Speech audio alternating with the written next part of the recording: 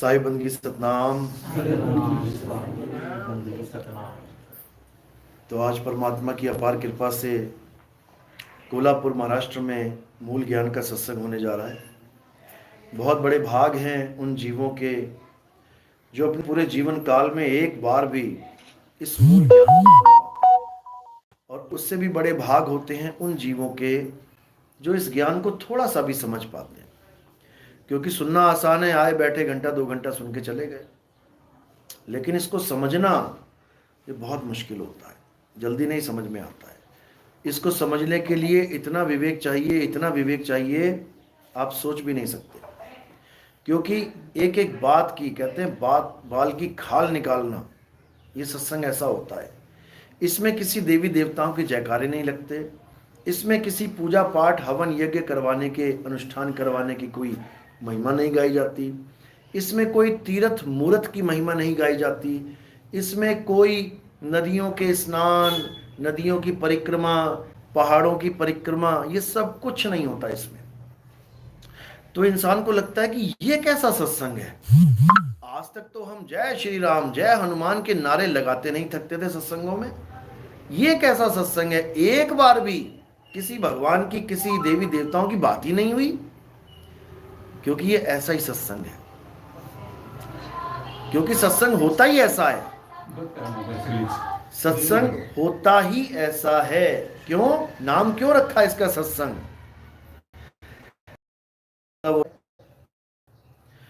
जो पहली बार सत्संग में आए हैं, जो पहली बार सत्संग में आए हैं, फर्स्ट टाइम, आप किस धर्म के हैं, आप किस जात के हैं, आप किस भगवान को मानते हैं, हमें इसकी कोई जानकारी नहीं है, और ना ही हमें जानकारी लेने की जरूरत है।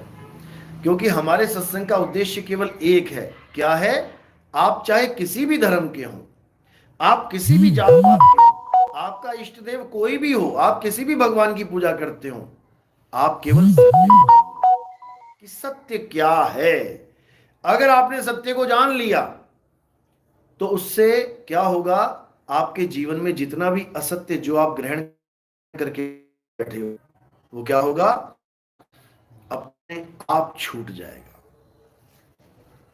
अगर आप सत्य धारण करके बैठे हो तो अच्छी बात है, सत्य तो है ही आपके पास। लेकिन अगर गलती से अज्ञानता में असत्य की पूजा करने लग गए तो फिर आपको समझदारी दिखानी पड़ेगी। सत्य और असत्य में भेद समझ के सत्य का साथ देना पड़ेगा, तब जाकर आप सत्संगी कहलाओगे, तब जाकर आपका जन्म सफल होगा। आपको उस नारायण के साथ जुड़ना है जिसको सत्य नारायण कहते हैं। सत्य नारायण सुनते हो ना? अब नारायण में और सत्य नारायण में क्या फर्क है?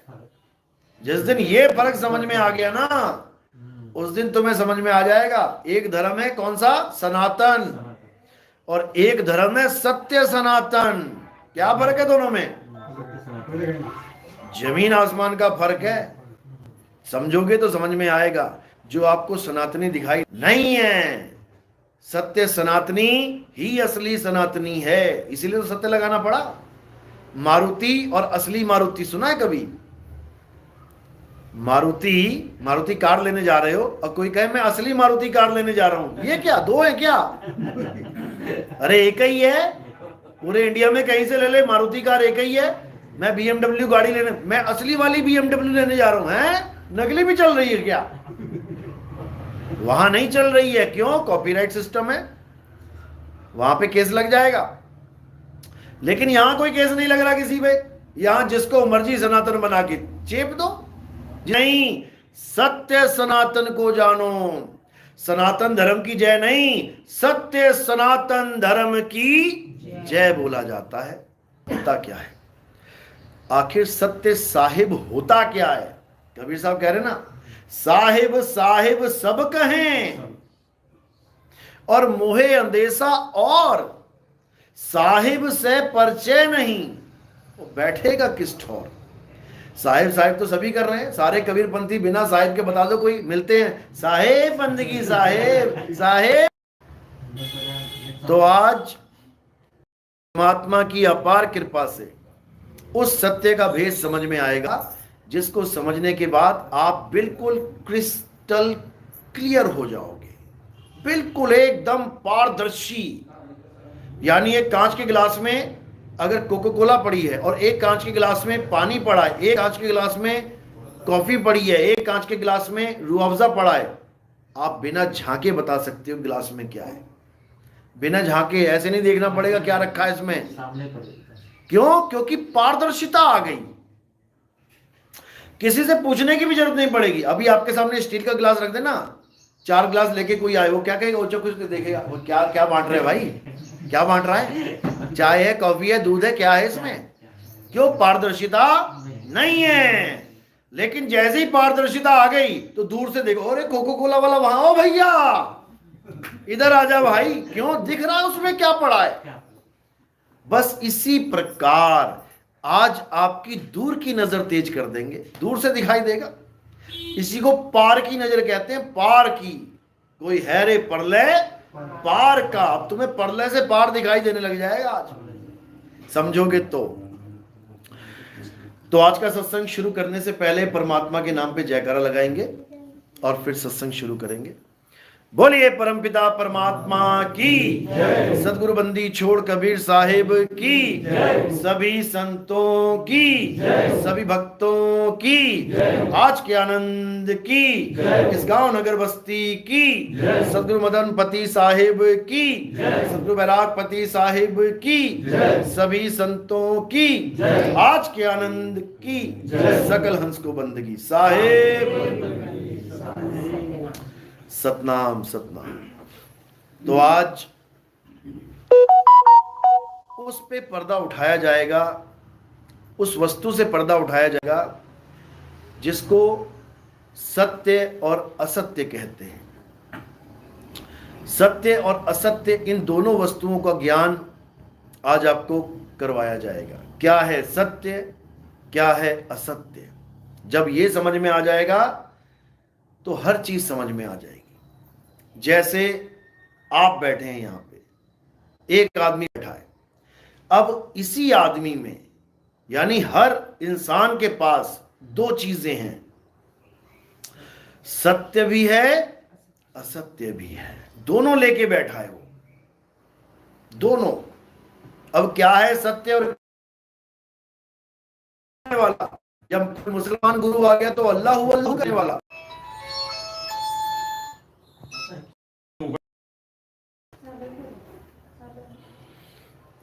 कोई बात नहीं, मैं अपने वाले स्टार्ट करता हूँ।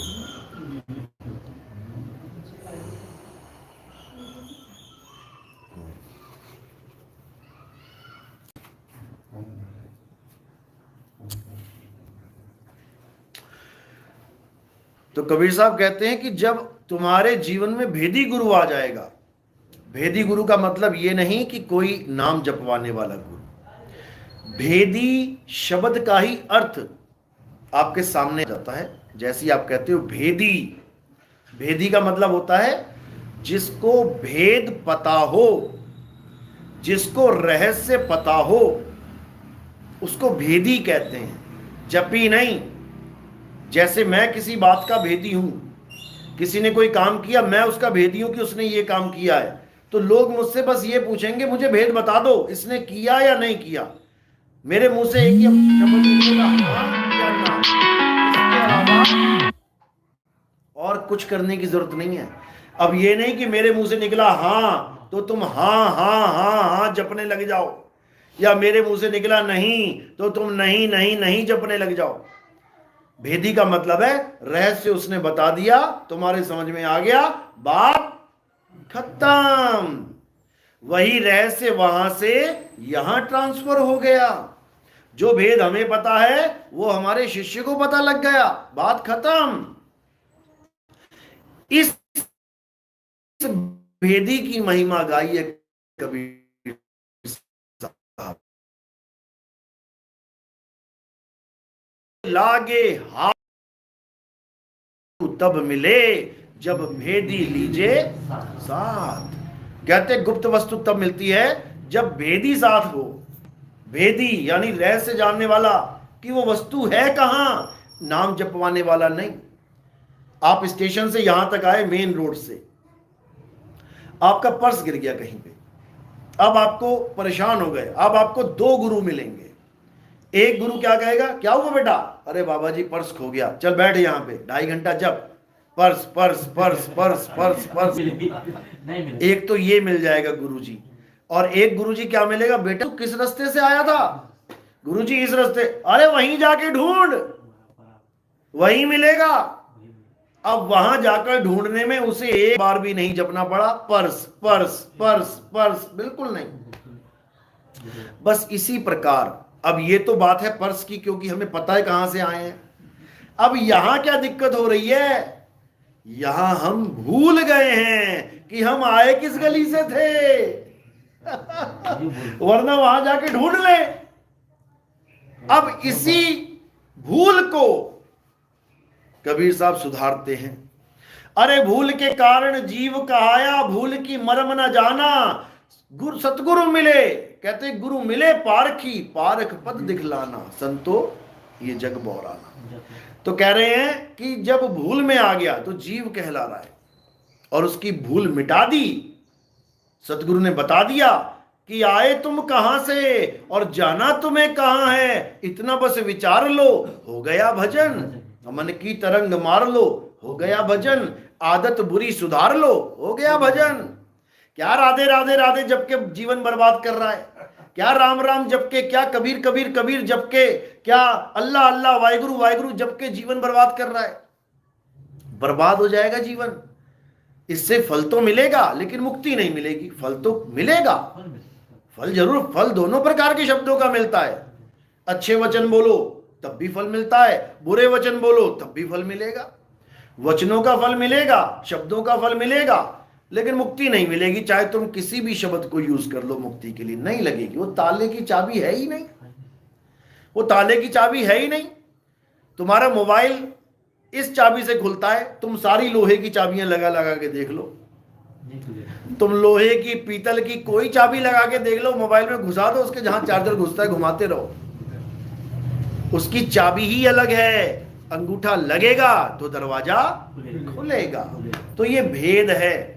कबीर साहब कहते हैं मोह को कहां ढूंढे रे बंदे, मैं तो तेरे पास में। अब कबीर साहब कह रहे हैं मैं तो तेरे पास में, और ये बाबा लोग क्या कह रहे हैं कबीरपंथी, कि परमात्मा तो सतलोक में बैठा है, तुम्हें हम सतलोक लेके जाएंगे। वो कह रहा है मैं तेरे पास में, और ये कह रहे हैं हम तुम्हारा चलावा चौका करके तुम्हें सतलोक लेके जाएंगे। बताओ, यही अज्ञानता है। अरे भक्तों का चलावा चौका कराओ समझ में आता है, या महात्माओं का चलावा चौका कर दिया इन्होंने। जो लोगों को कह रहे हैं हम तुम्हें सतलोक लेके जाएंगे, उसका चलावा कर रहे हैं, कह रहे हैं उसको भी सतलोक हम पहुंचाएंगे तब पहुंचेगा। बताओ, जो खुद ना पहुंचा वो लोगों को तसल्ली दे रहा है कि मैं तुम्हें पहुंचा दूंगा। बस यही दिक्कत है। कबीर साहब ने कभी नहीं कहा कि सतलोक जाओ, भूल जाओ इस बात को। कबीर साहब ने सतलोक की महिमा गाई है। सतलोक वो नहीं है जो तुम सोच रहे हो। सतलोक क्या है? लोक अलोक शब्द है भाई, और जिन जाना तिन संशय जाई। कबीर साहब ने जिस सतलोक की महिमा गाई है वो ये सतलोक नहीं है कि बड़े बड़े महल होंगे, सोने के पहाड़ होंगे, सोने की ऐसा होगा वैसा होगा, दूध की नदियां होंगी, शहद की नदियां होंगी। क्या करना वहां शहद चाट के यहीं चाट लो, क्या करना वहां दूध पी के यहीं ले लो, भैंस का दूध पी लो भाई। क्या करना वहां सोने के पहाड़ पे चढ़ के यहीं पे सोना मिल रहा है तुम्हें, वही ले लो। लेकिन नहीं, ये माया है और वो परमात्मा का है। बताओ, अरे सोना माया ही है, चाहे यहां पे मिले चाहे वहां पे। दूध माया ही है, पानी माया ही है, यहां मिले चाहे वहां पे। मुसलमान भाई क्या करते हैं, यहां शराब नहीं पीते, कहते वहां वाली पिएंगे, वहां वाली खुदा हमें खुद पिलाएगा अपने हाथों से। बताओ, अरे शराब शराब है। ये केवल एक जैसे बच्चों को समझाने के लिए, उनकी बुरी आदत छुड़ाने के लिए एक क्या बोलोगे उसको, एक तसल्ली दी जाती है। जैसे कोई बच्चा मेले में गया और क्या कह रहा है, मम्मी मुझे ये चाहिए। अरे बेटा घर चल, तुझे इससे भी बड़ी चीज दूंगी। तू घर चल, तुझे इससे भी बड़ी कार दूंगी। बच्चा कहता है सच में मम्मी? हाँ चलो। उस कार से पीछा छुड़ाने के लिए बोला गया था। इसी प्रकार कुरान में बोला गया तुम यहां शराब मत पीना, तुम्हें वहां पिलाएंगे। यहां तुम गलत संगत मत करना औरतों की, वहां तुम्हें हूरे दिलाएंगे। वो कितनी हूरे बताते हैं? वो 72 हूरे ना दिमाग से जा रही है इनके। ये सोच रहे वहां 72 हूरे ही मिलेंगी हमें। ये उनको केवल समझाने के लिए कि तुम गलत चक्करों में मत पड़ो। अरे वहां 72 हूरे इंतजार कर रही हैं तुम्हारी। इस मिट्टी की औरत के चक्कर में तुम वहां हूरों को छोड़ दोगे। ये एक समझाने का तरीका होता है संतों का। इसका मतलब ये नहीं 72 हूरे वहां इंतजार कर। तुम एक आदमी 72 हूरों में दब के मर जाओगे, तुम 72 तुम्हारे ऊपर आ गई तो बताओ। ये समझाने का तरीका मात्र है, लेकिन लोगों को समझ में नहीं आ रहा। ये संतों का एक तरीका है ताकि तुम सही रास्ते पे चल पाओ। हिंदू धर्म में यही अप्सराएं बोला गया है। अप्सराओं को क्यों नचाया गया पता है? क्योंकि यहां नाचने वाली औरतों के पीछे पड़े रहते थे सारे। कोठों पे जाते थे, लड़कियां नाचती थी, उसको बड़ा मजा आता था। तो क्या किया गया? अरे स्वर्ग चल, वहां मेनका रंबा नाच रही है तेरे लिए। ये क्या है? तो उन लोगों का दिमाग कोठों से हट गया है। अरे प्रभु के पास जाएंगे, वो बढ़िया वाली मिलेगी। ये क्या है? ये तरीका है छुड़ाने का, लेकिन नहीं समझ में आ रहा किसी को। 72 हूरों का मजाक उड़ा रहे हैं हिंदू। अपनी अप्सराएं नहीं दिखाई दे रही हैं कि वो भी तो नचनियां नाच रही हैं वहां पे। उनका क्या करोगे? वो नहीं दिखाई देगा। तो ये केवल एक तरीका है संतों का। इसी प्रकार कबीर साहब ने भी ये बोला कि ये तो नकली लोक है। अरे सतलोक चलो, जहां पर कभी जरा मरण नहीं होगा। बताओ, जो कबीरपंथी ये कह रहे हैं वहां जरा मरण नहीं होगा, वही कबीर साहब की बूढ़ी वाली फोटो लेके कह रहे हैं वहां ये मिलेंगे आपको बूढ़े बाबा। बताओ, दाढ़ी बूढ़ी बाल बूढ़े फोटो दिखा दिखा के कह रहे हैं कि ये मिलेंगे आपको वहां। देखो, वो फोटो देख के कोई कह सकता है ये जवान की फोटो है? कोई कह सकता है ये बच्चे की फोटो? किसकी फोटो है ये? जिसको कबीर साहब के बारे में नहीं पता वो क्या कहेगा? Hey this is a old man, ये बूढ़ा आदमी है। कौन है ये? अंग्रेज पूछेगा ये कौन है, ये बूढ़ा आदमी कौन है? तो बूढ़ा हो गया ना, फिर जरा कहां रह गई? जरा मरण वाला चक्कर कहां झूठा पड़ गया? तो ये बिल्कुल असत्य है। सत्य क्या है इसको समझना है। गीता में बोला जाता है अध्याय 2 16वां श्लोक पढ़ो। गीता पढ़ने के लिए कि माथा टेकने के लिए? तुम्हारे बच्चों की किताबें पढ़ने के लिए हैं कि माथा टेकने के लिए हैं? बच्चा लाए किताब, माथा टेके बैग में रख ले, सुबह उठे माथा टेक के फिर बैग में रख ले, शाम को फिर माथा टेक के बैग में रख ले। लोगों ने ये हाल कर दिया गीता का। बस माथा टेकने, क्यों कृष्ण जी की फोटो है ना उसके ऊपर, वो माथा टेकने तक ही सीमित कर दी है, उसको पढ़ते नहीं है। अध्याय 2 16वां श्लोक क्या कहता है? हे अर्जुन, तत्वदर्शी संतों ने 2 प्रकार के तत्वों की महिमा गाई है, एक असत्य और एक सत्य। यही है 2 प्रकार के तत्व, और पूरे संसार में ढूंढोगे तो यही मिलेगा, इसके अलावा और कुछ नहीं है। यानी असत्य और सत्य के अलावा इस संसार में कुछ नहीं है। और इस संसार में 2 प्रकार के तत्व हैं, तो 2 प्रकार के ही तत्वों के पुजारी हैं। एक असत्य के पुजारी और एक सत्य के पुजारी। तीसरी पार्टी नहीं है कोई भी। असत्य के पुजारी कौन है?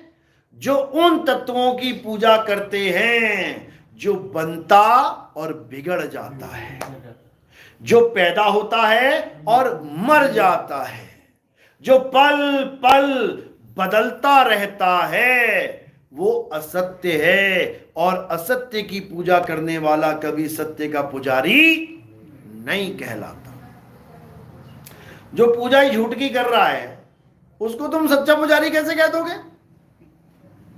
तो अब असत्य है क्या? जो बने और बिगड़े, जो पैदा हो और नाश हो जाए। यानी ये शरीर पैदा हुआ ना, एक दिन इसका नाश हो जाएगा, मिट्टी में मिल जाएगा। बना ना, एक दिन बिगड़ेगा। तो शरीर असत्य तत्व है। किसका शरीर असत्य है? मेरा, सबका। सबका असत्य है। कृष्ण जी का शरीर कैसे नाश हुआ? तीर लग के। राम जी का शरीर कैसे खत्म हुआ? पानी में डूब के, जल समाधि लेके। सारे संतों का शरीर कैसे खत्म हो रहा है? देख लो जाके, सबका खत्म हो रहा है। क्यों? सबका शरीर पैदा हुआ इसलिए। जो पैदा हो गया उसका नाश पक्का है। तो जो पैदा होने वाले और नाश होने वाले की पूजा करे वो असत्य का पुजारी है। अब ये थर्मामीटर आपको दे दिया गया है, ये मीटर आपको पकड़ा दिया गया है। अब इससे चाहे अपनी टेम्परेचर नापो कितना है, चाहे अब मीटर से कपड़ा नापो, समझ लो। यानी अब तुम्हारे पास जो मीटर आ गया, अब उससे नापो कि तुम किसकी पूजा कर रहे हो। क्या तुम किसी शरीर की पूजा कर रहे हो? राम जी, हनुमान जी, शेरावाली माता, लक्ष्मी जी, सारे, बाबा नानक, रविदास जी महाराज, जितने भी संत तुकाराम जी, नामदेव जी, संत ज्ञानेश्वर महाराज जी, सहजोबाई जी, मुक्ताबाई, अगर तुम किसी के शरीर की पूजा कर रहे हो तो तुम असत्य तत्व की पूजा कर रहे हो। ये नहीं कह रहा कि उनको तुम छोड़ ही दो, उनका तुम सम्मान ही ना करो, सबका सम्मान करो, A to Z का सम्मान करो, लेकिन असत्य तत्व समझ के नहीं। तुम पूजो राम जी को, तुम पूजो हनुमान जी को, तुम पूजो कृष्ण जी को, लेकिन असत्य तत्व की पूजा नहीं। सत्य तत्व की महिमा जानो पहले। साहिब कह रहे ना, राम कबीरा एक हैं, कृष्ण करीमा एक हैं, और कहन सुनन में दो दो करके वो जानते, जिन्हें सतगुरु मिलाना हो। यानी हम अलग अलग कब मान लेते हैं किसी को भी? जब हमें वो दो दिखाई देने लग जाते हैं। जैसे ही द्वैतवाद आता है वैसे ही काम खराब हो जाता है। जैसे एक कमरे में कुत्ता डाला आपने, एक कमरे में कुत्ता बांध दिया अकेला, आगे खीर रख दी, लड्डू पेड़े रख दिए, मजे से खा रहा है। कमरे में कितने कुत्ते हैं? एक। अब उसी कुत्ते के आगे एक शीशा लगा दिया तुमने, अब कितने कुत्ते हो गए कमरे में?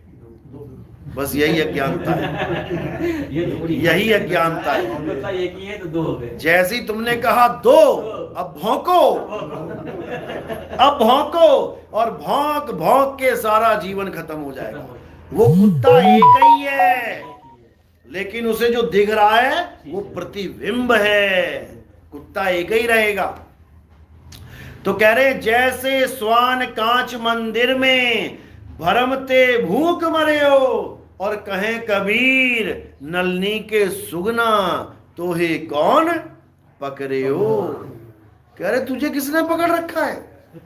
जैसे बंदर क्या करता है, चना, एक वो होता है बंदर पकड़ने वाला, चना फेंक देता है, पहले ऊपर ऊपर फेंकता है, बंदर देखता है क्या बात है, चने, बहुत बढ़िया, जाता है जाता है जाता है, चने गिराता गिराता सुराही जमीन में गाड़ रखी होती है उसने, और उसमें चने फेंक रखे होते हैं, बाहर भी चने होते हैं। बंदर खाता है, देखता है अरे इसमें हैं चने भाई। बंदर क्या करता है, हाथ डाल देता है, जब डालता है तो ऐसे जाता है, और जब मुट्ठी बांध लेता है तो ऐसे हो जाता है। अब बंदर कहता है अरे पकड़ लिया किसी ने मेरा हाथ। बंदर कहता है मेरा हाथ किसी ने पकड़ लिया। अब पूरे दिन खड़ा रहता है वहीं पे जब तक वो आ ना जाए बंदा वापस। वो मुट्ठी नहीं छोड़ेगा। अगर वो मुट्ठी छोड़ दे, चने छोड़ दे, तो सारी उम्र का उसका जो नाचने वाला ड्रामा है खत्म हो जाएगा। लेकिन अब मुट्ठी से चने नहीं छूट रहे, बेटा अब सारी उम्र नाच, डंडे के दम पे नाचेगा। इसी प्रकार कबीर साहब कह रहे हैं कि अगर तू अपने से भिन्न किसी और की पूजा में लग गया, अब तू पक्का नाचेगा, और नाच नाच के सारा जीवन बर्बाद करेगा। देख लो नाच ही तो रहे हैं सारे। एस्कॉन मंदिर में चले जाओ, देख तेरी को नाच रहे हैं। कहीं भी चले जाओ, वृंदावन में चले जाओ, देख तेरी को नाच रहे हैं। सब नाच ही रहे हैं। वो नचा रहा है, नचाने वाला नचा रहा है और नाच रहे हैं। कौन बचेगा नाचने से? जो खुद को जान लेगा, जो स्वयं का बोध करेगा, स्वयं का, अपना, यानी अपनी आत्मा को जानेगा। इसीलिए नाम रखा गया है आत्म ज्ञान। तो दूसरे प्रकार का तत्व क्या है? आत्मा। कृष्ण जी ने कभी नाशवान वस्तुओं की महिमा नहीं गाई। कृष्ण जी ने साफ बता दिया अपने ग्रंथ में कि हे अर्जुन, यहां दो प्रकार के भगत हैं। एक वो हैं जो अल्प बुद्धि जीव हैं, वो भगत जिनकी बुद्धि छोटी है, और एक जो परम ज्ञानी है जिनकी बुद्धि छोटी है। कहां लिखा है ये? 7वां अध्याय 23वां श्लोक पढ़ के देखना क्या लिखा है। उसमें लिखा है जो लोग देवी देवताओं की पूजा करते हैं, जो देवी देवताओं से प्राप्त हुए फल को सत्य मानते हैं, जबकि होता क्षणिक है, जो देवी देवताओं की पूजा से तृप्त हो जाते हैं, कहते हैं वो अज्ञानी जीव हैं, अल्प बुद्धि हैं, कम अकल लोग हैं। और बुद्धिमान कौन है? जो मेरी पूजा करता है, जो मुझे भजता है। मुझे मतलब ये काया को नहीं, ये काया को नहीं बोल रहे हैं कि मेरी काया को भजता है। कृष्ण जी को पता है कि इस काया का नाश होना तय है, तीर लगेगा। क्यों लगेगा? मैंने मारा था। क्यों मारा था? किसके मारा था? बाली के मारा था। एक युग पहले राम जी ने बाली को तीर मारा था। एक युग तक बाली का श्राप पीछा करता रहा। बाली मरता मरता क्या बोला? हे राम, लोग तुम्हें मर्यादा पुरुषोत्तम कहते हैं, लेकिन तुमने क्षत्रिय धर्म की मर्यादा का उल्लंघन कर दिया, खंडन कर दिया। अब इसका हिसाब तुम्हें देना पड़ेगा। जब मैं और मेरा भाई आपस में युद्ध कर रहे थे, वो भी मल्ल युद्ध कर रहे थे, कोई अस्त्र शस्त्र था नहीं हमारे हाथ में, तो तुमने पीछे से छुप के और एक निहत्थे पे शस्त्र से वार कर दिया। अब तुम्हें इसका हिसाब देना पड़ेगा। मैं तुम्हें श्राप देता हूं कि जैसे तुमने मेरी धोखे से हत्या की है, ऐसे ही मैं भी तुम्हें मारूंगा। इसलिए राम जी कृष्ण जी बन के आ गए और बाली वो बहेलिया बन के आ गया। उसका मंदिर गुजरात में अभी भी है, लोग जाके माथा टेकते हैं वहां पे, हैं? हाँ, मैं गया था वहां मंदिर में। तो भगवान भी श्राप से नहीं बच सकते अगर वो गलत काम करें तो एक आम आदमी कैसे बचेगा भाई? एक आदमी सोच के बैठा, अरे हमने जितने काम किए भगवान माफ कर देंगे, बस आरती गाते जाओ उनकी। वो किसकी आरती गाए राम जी श्राप मुक्त होने के लिए? पड़ता है तो कर्मगत टारी ना डरे। तो इसीलिए कृष्ण जी समझा रहे हैं कि जब दूसरे प्रकार का तत्व तुम्हें समझ में आ गया, आत्म तत्व, तो तुम्हें क्या करना चाहिए? हे अर्जुन, असत्य का त्याग करना चाहिए और सत्य का साथ करना चाहिए। लेकिन सत्य तत्व बताएगा कौन? अध्याय 4 34वां श्लोक। हे अर्जुन, जो ज्ञान मैं तुम्हें दे रहा हूं, जो सत्य तत्व की मैं तुम्हें बात बता रहा हूं, अगर तुम इसे प्राप्त करना चाहते हो तो क्या करो? वृंदावन आ जाना राधे राधे करने, या द्वारिका चले जाना हरे कृष्णा करने, या एस्कन टेम्पल में ढोलकी बांध के दे तेरी को सुबह शाम नाचना शुरू कर देना। ये बोला क्या? बिल्कुल नहीं। क्या बोला? हे अर्जुन, अगर तुम सत्य को जानना चाहते हो, तुम ऐसे तत्वदर्शी संत की शरण में जाओ। किसकी शरण में? तत्वदर्शी। तत्वदर्शी का मतलब क्या होता है? रामपाल जी महाराज ओम कलियम हरियम हरियम हरियम करवाने वाले, ये जपी हैं, ये मंत्र जपवा रहे हैं। तत्वदर्शी का मतलब होता है जो तुम्हें तत्व का दर्शन करवा दे ज्ञान के द्वारा। समझो, कौन से तत्व का? सत्य तत्व का। छुड़वा किसको दे? असत्य तत्व को, यानी काया माया की पूजा से छुड़वा दे, ये पत्थर पूजने छुड़वा दे, ये हवन यज्ञ पूजा पाठ छुड़वा दे, ये देवताओं की पूजा छुड़वा दे, ये हर प्रकार का जितना भी तुम्हें तामझाम दिखाई दे रहा है हर धर्म में, सब छुड़वा दे। और किससे जुड़वा दे? आत्म तत्व से जुड़वा दे। जिसने अपनी आत्मा का ज्ञान प्राप्त कर लिया है वही तत्वदर्शी तुम्हें तुम्हारी आत्मा का ज्ञान दे सकता है। समझ लो, तुम्हें अंग्रेजी पढ़नी है, तुम अंग्रेजी सीखना चाहते हो, तो तुम यूपी के किसी गांव में जाके किसी अनपढ़ आदमी से अंग्रेजी सीख लोगे क्या? अरे जिसे खुद ना आती हो तुम्हें क्या सुनाएगा? वो हमार तोहार करेगा वो। अगर तुम्हें गणित सीखना है तो तुम आर्ट्स के टीचर से सीखोगे जाके क्या? वो तुम्हें आर्ट्स ही सिखाएगा। इसी प्रकार तत्वदर्शी संत कौन है? जो सत्य तत्व का बोध कर चुका है, केवल वही तुम्हें तुम्हारे सत्य का बोध करा सकता है। क्योंकि सत्य सबके पास है, सबके शरीर सबके पास है ना, बिना शरीर के तो नहीं घूम रहा कोई। आत्मा भी सबके पास है, बिना आत्मा के तो टहल रहा कोई। आंखें ऊपर को चढ़ी हुई हैं और जा रहा है भूत की तरह। वो दिखा देते जो मर जाता है उसकी आंखें ऊपर चढ़ जाती हैं, भूत। बताओ, भूत भी चल रहा है और जो मरी गया वो कैसे चल रहा है? वो जिंदा है, इसका मतलब। तो जो आत्मा है वो सबके पास है, लेकिन उस आत्मा का ज्ञान नहीं है। बस इतना सा काम है। जो चीज तुम्हारे पास ऑलरेडी है, भीखा भूखा कोई नहीं, सबकी गठड़ी लाल। सबके पास लाल हीरे पन्ने जवाहरात पड़े हुए हैं, एक भी खाली नहीं है, एक भी भिखारी नहीं है। कमी क्या है? गांठ खोल देखा नहीं, ताते भय कंगाल। बस तुम्हें ऐसा गुरु नहीं मिल गया जिसने तुम्हारा शरीर और आत्मा का भेद तुमको समझा दिया, इसलिए धक्के खा रहे हो, इसलिए दूसरों के नाम जप रहे हो, इसलिए दूसरों की पूजा कर रहे हो। समझो, पूजा किसकी करनी है? केवल गुरु की पूजा अलाउड है हमारे यहां। हमारे पंथ में आने के बाद भी आपको पूजा करनी होती है किसकी? केवल गुरु की। साहिब कह रहे ना, गुरु को कीजिए दंडवत और कोटि कोटि प्रणाम, कीट न जाने भृंग को गुरु कर ले आप समान। हमारे पंथ में केवल और केवल गुरु की पूजा होती है। इसका मतलब ये मत समझना कि ये शरीर की पूजा चल रही है। ये सामने कौन बैठा है? गुरु जी हैं क्या? ये तुम्हें लग रहा है गुरु जी हैं, तुम्हें लग रहा है, ये गुरु जी नहीं है। ये कौन है? ये 5 तत्वों का पुतला है। ये आकाश है, वायु है, अग्नि है, धरती है, जल है। ये 5 तत्व का पुतला अगर तुम गुरु मान बैठे इसको, तो ये 5 तत्व का पुतला कहां चला जाएगा? 5 तत्वों में लीन हो जाएगा। फिर भागते रहना, अरे मेरा गुरु कहां चला गया?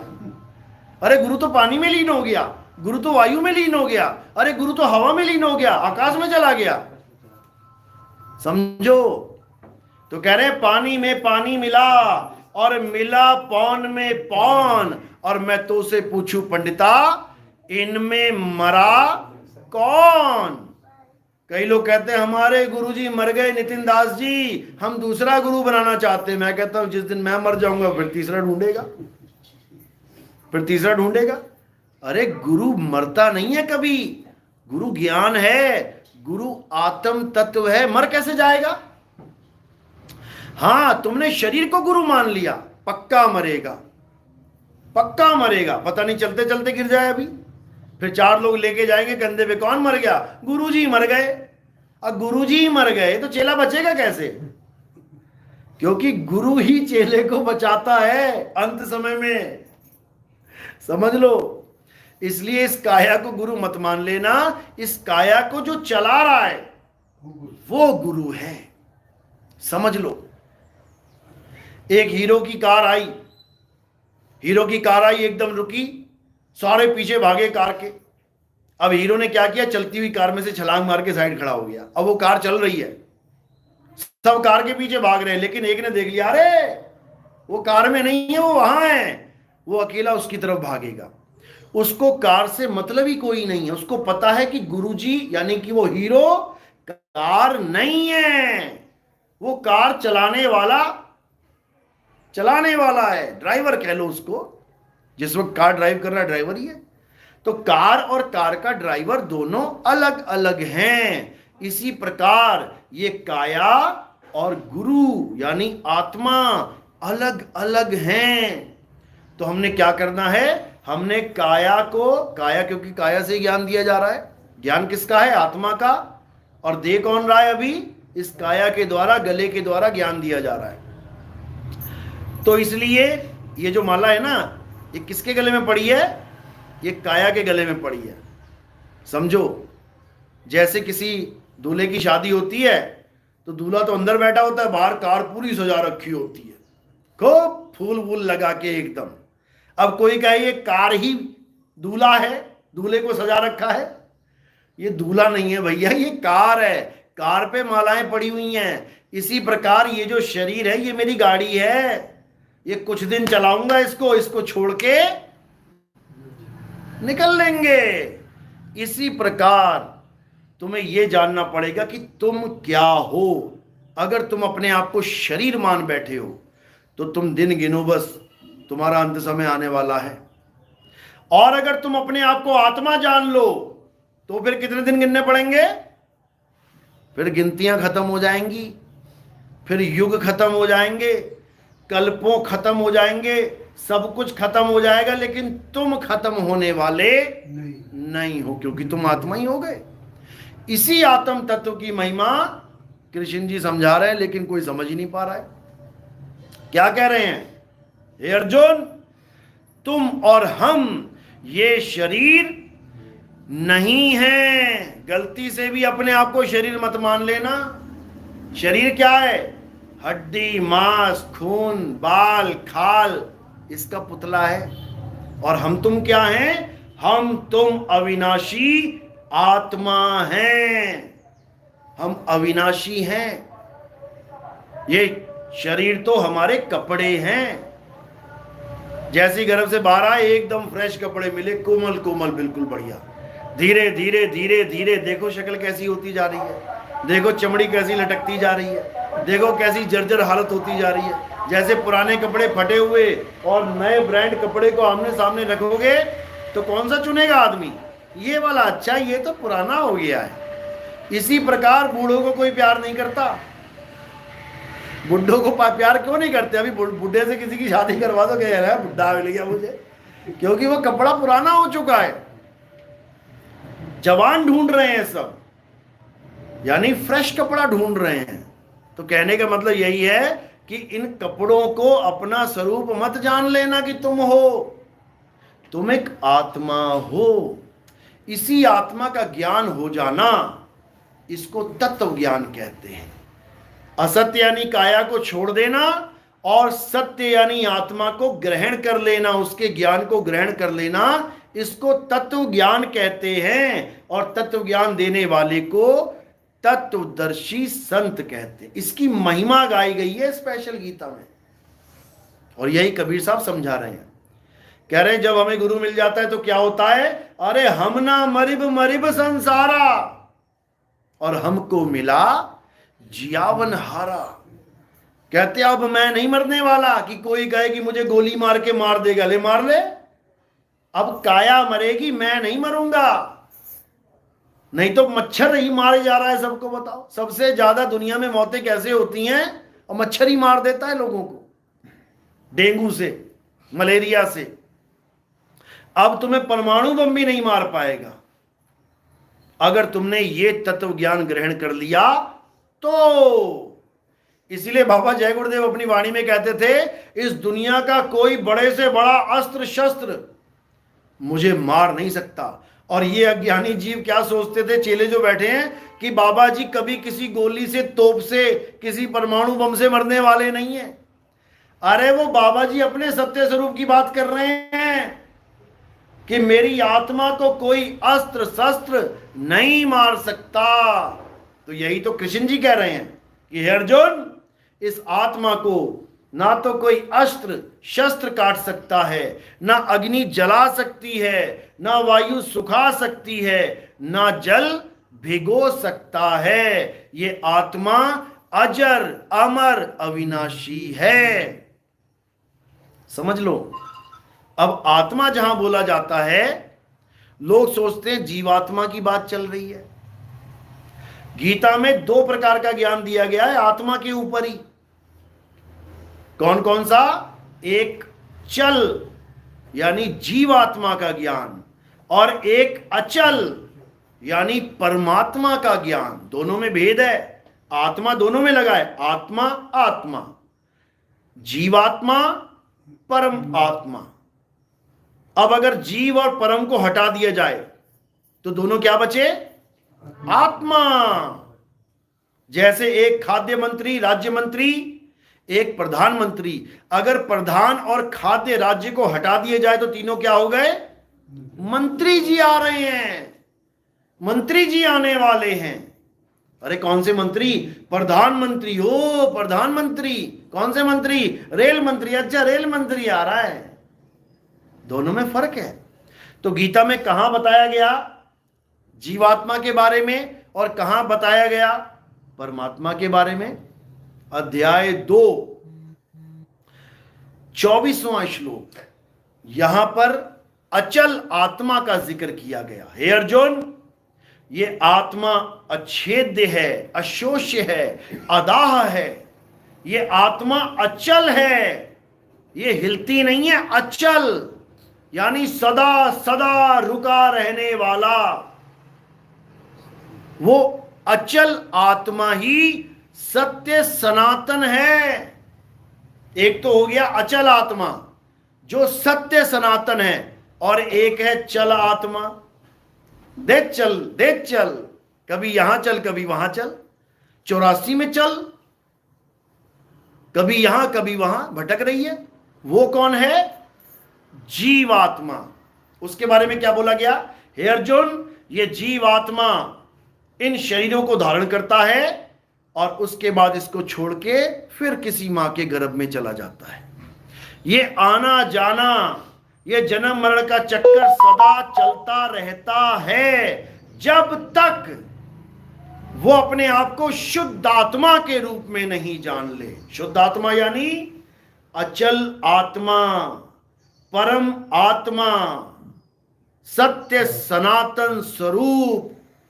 जब तक वो अपने आप को अचल अवस्था में नहीं प्राप्त कर ले, तब तक इनका जन्म और मरण चलता ही रहेगा। तो जो जन्म मरण में आ रही है वो कौन है?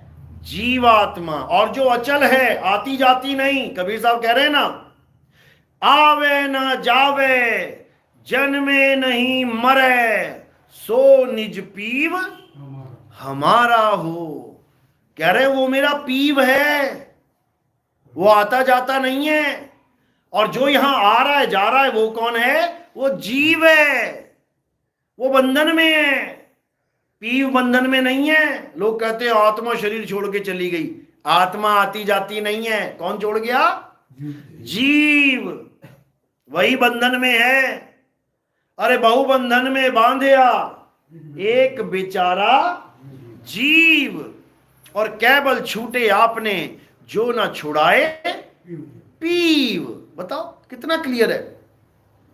और ये जीववादी जितने भी कबीरपंथी बैठे हैं, जो जीव को ही परमात्मा बताई जा रहे हैं, जीव ही परमात्मा है। बताओ, सुअर बन के गंध खा रहा है जीव, गधा बन के ढैचू ढैचू कर रहा है जीव, बैल बन के पीठ पे कोड़े खा रहा है, हल जोत रहा है जीव। इसको परमात्मा बता रहे हैं ये लोग। बताओ कहां इन लोग का बुद्धि का लेवल चला गया है। अभी एक कल आया था बाबा हमारे सत्संग में फलटन में, वो जिंदा राम वाला, हाजिर नाजिर जिंदा राम। वो जिंदा राम करने लग गया।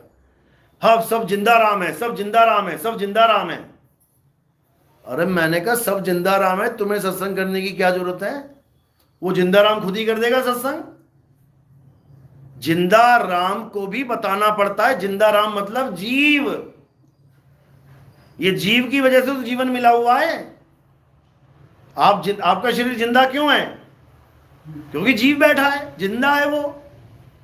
यानी जीव को ही सर्वे सर्वा बताई जा रहा है, सर्वे सर्वा बता रहा है। पीव का कोई ज्ञान नहीं है, जीव को ही बताई जा रहा है। इतना बुरा हाल है। तो मैंने बोल दिया, मैंने कहा 4 जिंदा राम मैं लेके आता हूं, पाल के दिखा दे तू। सुअर लाता हूं पकड़ के जिंदा राम, 4 जीव लेके आता हूं, सुअर लेके आता हूं, उसको जिंदा राम परमात्मा मान के पाल के देख जरा, तब तुझे पता लगे। फिर चुप हो गया एकदम। अभी जिंदा राम आ जाए अगर सांप बन के, वो इसकी महिमा गा रहा था कि सब जिंदा राम है। कोई आदमी बन के आ गया, कोई औरत बन के आ गया, कोई जानवर बन के आ गया, कोई पेड़ पौधे बन के आ गया, सभी जिंदा राम है। अरे सभी जीव हैं। कोई आदमी बन के आ गया, कोई पेड़ पौधे बन के आ गया, कोई कुत्ता बिल्ली हाथी घोड़ा बन के आ गया। ये परमात्मा थोड़ी नहीं आ गया बन के कि परमात्मा बन के आ गया सुअर। ये जीव हैं, ये बंधन में हैं। बहुबंधन में बांधे एक बेचारा जीव, और केवल छूटे आपने जो न छुड़ाए पीव। अरे तो पीव कौन है फिर? ये तो हम लोग समझ में आ रहा है हम लोग को, उनको कहां समझ में आ रही है ये बात। गरीबदास जी महाराज ने कहा, कोटि तो ब्रह्मा भय कोटि भय ईश, और साहिब तेरी बंदगी से जीव होए जगदीश। ये क्यों नहीं समझ में आ रहा है इनके? नानक साहब ने कहा कि अगर तुम परमात्मा और आत्मा में, यानी जीवात्मा और परमात्मा में अंतर मान रहे हो, कहने का मतलब आत्मा और परमात्मा में अंतर मान रहे हो, जीव और परमात्मा में अंतर है ही है। जीव और परमात्मा में तो अंतर है ही, तभी तो वो जीव और वो परमात्मा है। लेकिन अगर कोई आत्मा परमात्मा में अंतर मानने लग जाए तो उसके लिए क्या वाणी बोली? आत्मा परमात्मा एको करे, अंतर की दुविधा अंतर मरे। यानी जब तुम आत्म स्वरूप को प्राप्त कर लेते हो और कोई कहे कि अभी परमात्मा का स्वरूप बाकी है, कह रहे हैं ये अंतर पड़ गया, ये अंतर पड़ गया, ये अंतर मत करना। अंतर करोगे तो फिर किसी परमात्मा को ढूंढने के लिए जाना पड़ेगा 84 में। यही कबीर साहब ने समझाया कि हमारा स्वरूप और परमात्मा का स्वरूप एक है। अरे सत्य स्वरूपी नाम साहिब का, सो निज नाम हमारा। क्यों नहीं समझ में आ रहा है? इसीलिए 84 की बाढ़ आई पड़ी है। देखो कितने मच्छर हो गए। यही लोग हैं ये, पहले गुरुआ बन के खून चूसा, अब मच्छर बन के खून चूस रहे हैं। क्या करें इनका? तो साहिब यही समझा रहे हैं, अरे गुरुआ तो घर घर फिरे और कौड़ी केर 50, अपने रूप की खबर नहीं और शिष्य करण की आस। अपने स्वरूप का ज्ञान नहीं है इनको, और नाम देने में लगे। तू राधे राधे जप ले, तू राम राम जप ले, तू अल्लाह अल्लाह जप ले, तू वाहिगुरु वाहिगुरु जप ले। अरे अपने स्वरूप को जान। अगर अपने स्वरूप को जान लिया तो तुम्हें समझ में आ जाएगा कि कृष्ण जी भी शरीर नहीं है, राधा जी भी शरीर नहीं है, राम जी भी शरीर नहीं है, कबीर साहब शरीर नहीं है, मीराबाई शरीर नहीं है, रविदास जी महाराज, तुका जी महाराज, संत नामदेव जी, मुक्ताबाई, ज्ञानेश्वर जी महाराज शरीर नहीं है। ये तब समझ में आएगा। ये पत्थर पूजने से, राम राम जपने से, अल्लाह अल्लाह जपने से समझ में नहीं आएगा। इसीलिए सतगुरु की महिमा क्या गाई है? सोई गुरु पूरा कहावे, जो दो अक्षर का भेद बतावे, एक छुड़ावे एक लखावे, तब प्राणी निज घर को जावे। ये महिमा है सतगुरु की, कि सतगुरु वो होता है जो दो अक्षरों का भेद बता देगा। एक कौन सा अक्षर? जो तुम्हें तुम्हारे खानदान में मिला है, तुम्हारे धर्म में मिला है, तुम्हारे देश में मिला है। हिंदुस्तान में कौन सा मिल गया? का खा गा आ ई। अमेरिका में, इंग्लैंड में कौन सा मिल गया? A B C D E F G. अरब में कौन सा मिल गया? अलिफ बे ते पे। पंजाब में कौन सा मिल गया? ऊड़ा एड़ा ईड़ी हा सस्सा कक्का कग्गा गग्गा। ये सब भाषाएं कहां से मिल रही हैं? ये सारे अक्षर कहां से मिल रहे हैं? ये तुम्हें तुम्हारे माता पिता से, तुम्हारे समाज से, तुम्हारे प्रदेश से, तुम्हारे देश से मिल रहे हैं। भारत एक है, लेकिन गुजरात वाला चला जाए जरा कर्नाटक में, वो कहेगा भैया क्या बोल रहा है यार तू भी हिंदुस्तानी, मैं भी हिंदुस्तानी, पता नहीं क्या क्या बोलते रहते हैं ये लोग। यूपी वाला गुजरात में चला जाए, उसको वो समझ में ना आए। समझो, आसाम वाला दिसपुर में कहीं और चला जाए, आंध्र प्रदेश में, उसको वो सब। एक ही भारत में इतनी भाषाएं चल रही हैं, कहां से आ गए ये सारे अक्षर? इंसानों की उपज है। तो क्या करता है सतगुरु? दो अक्षर का भेद बताए, एक छुड़ाए। गुजराती में नाम जप रहा है, हाँ छोड़ दे। तू बंगाली में नाम जप रहा है, हाँ छोड़ दे। तू हिंदी में नाम जप रहा है, हाँ छोड़ दे। तू अंग्रेजी में जप रहा है, छोड़ दे। तू अरबी में जप रहा है, छोड़ दे। तू जापानी,